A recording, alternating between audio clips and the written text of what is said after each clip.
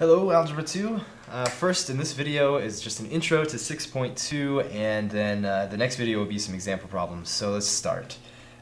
These are just properties of exponents straight from 5.1 and now transferred into rational exponents.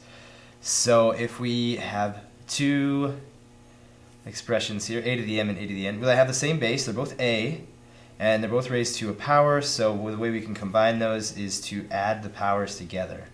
So an example would be x to the third times x squared would be x to the 3 plus 2, so x to the fifth. With rational exponents, one example might be 9 to the 1/2 power times 9 to the 3/2 power. They're both 9s, so I can just add their powers together. So 9 squared, 1/2 plus 3/2 is 4/2, which is 2. The second property, if I have a number raised to a power and then I raise that to a power, well, I multiply these two together. Kind of the thing that helps me remember is raising a number to a power is pretty powerful. It has a big effect on this number. So where these, you add these together because it's just multiplying these together. Now you're raising it to a power, so you're doing something more powerful. You're multiplying them together. If that didn't help you, then ignore it completely. So a to the m raised to the n would be a to the m times n. Okay, one example would be by raising x squared to the third power. Well, that'd be x to the 2 times 3, so x to the 6th. Okay, so an example with rational exponents would be, say, 5 to the 3/2 raised to the 4/5. So all I want to do there is take this power and multiply it by this power. So 5 to the, well, multiplying fractions, if you don't remember that, you want to review how to multiply fractions. So I'll just go straight across. 3 times 4 is 12. 2 times 5 is 10. Simplify. 12 and 10 have common factors of 2. So that's going to be 5 to the 6/5. Okay. Product or property number 3 would be if you had two numbers, whatever they are, multiplied together, and you're raising that whole thing to a power. Since they're multiplied, remember they're multiplied, not added and not subtracted, but multiplied. So if that's true, then I can take the power here and apply it to each of them separately. Okay. So be very careful though. When you're doing this, remember it's only for things that are multiplied together, not added, not subtracted. So let's take an example. Something like this is pretty common. Let's say 5x to the third. Careful, another mistake that happens is you say, oh, this is just 5x to the third. But it's not. Remember, there's these parentheses here. This means something. This means take this, apply it to everything in here. Okay? You just have to learn that language. So that's 5 to the third. 5 to the third, I know, is 125. I'm sure everybody out there knows that as well. And then x to the third, well, that's x to the third. Rational exponents. Let's say that we have 7 to the 5/2 times 3 to the 2/3, and let's raise that whole thing to the 6th power. Okay, so that means that I can apply this power to this number and this power to this number separately. And by this this property, if I'm going to raise this number to this power, that means multiply the two powers together. So that's 7 to the 5/2 times 6. Again, I'm about to multiply some fractions together. If that is a little tricky to you, just review that with me or on your own. It doesn't matter. But remind yourself. So 5/2 times 6. Well, 6 is going to cancel with 2. The 6 will become a 3. 2 will become a 1. So we'll have 5 times 3. So we have 7 to the 15th power. Then 3 to the 2/3. The 2/3 times the 6 is going to be 3 is going to cancel, could become a 1. With a 6 is going to become a 3, so we have 2 times 3. That's 3 to the 6th power.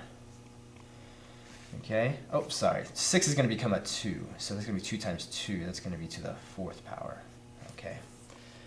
All right, number 4. So negative exponents. If a is raised to a negative exponent, well, rather than have a negative exponent, let's just move it down to the denominator and make it have a positive exponent. Much easier to work with. Likewise, if I had 1 over a to the negative n, then let's bring it up to the numerator and make it a positive exponent. So one example might be x to the negative 2. Rather than this, let's do 1 over x to the positive 2, 1 over x squared. Okay, rational exponents. Let's say we have 1 over 9 to the negative 1/2. Okay, so rather than have it be down here in the denominator, bring it up to the numerator and make it have a positive exponent. That would be the square root of 9. That would be plus or minus 3. Okay, so here we go with the fifth one. That's a to the m over a to the n. Very similar to this guy right here. Two things with the same base multiplied together, two things with the same base dividing each other.